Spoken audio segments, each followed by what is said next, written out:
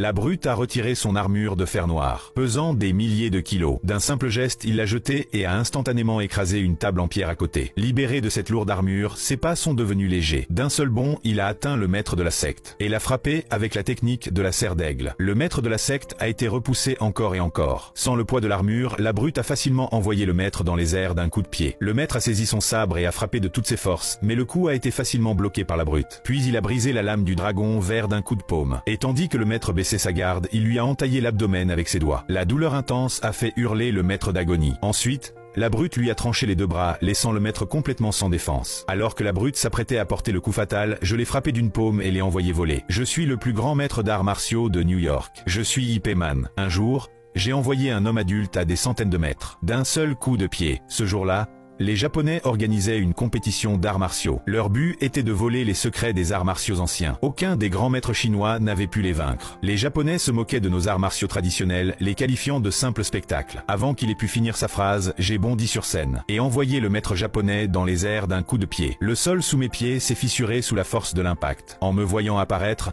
les Japonais se sont rués sur moi sauvagement. Au début, je me suis contenté de me défendre, mais ils croyaient que tous les combats sur scène devaient finir par la mort. Il s'est moqué de moi, disant que je manquais de force. Alors j'ai décidé de leur montrer ce qu'est le vrai kung-fu. Quand il a entendu que je m'appelais Ip Man, il est devenu encore plus déterminé. Il a dit que me vaincre était le seul moyen de prouver la puissance du Japon. Et ainsi le duel a commencé.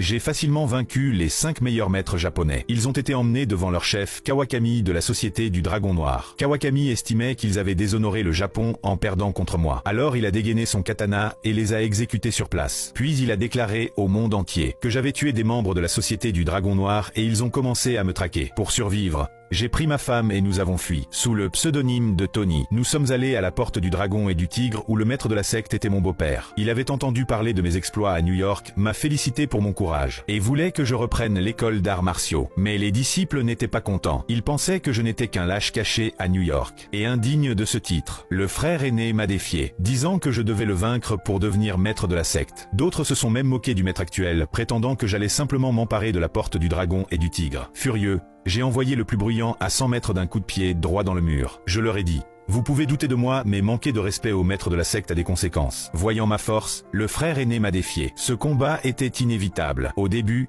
j'ai esquivé ses attaques. Ils pensaient tous que je n'avais aucune compétence. Mais l'instant d'après, j'ai contre-attaqué avec une force écrasante. Chaque mouvement aurait pu mettre fin au combat, mais j'ai choisi de me retenir. Il a réussi à me toucher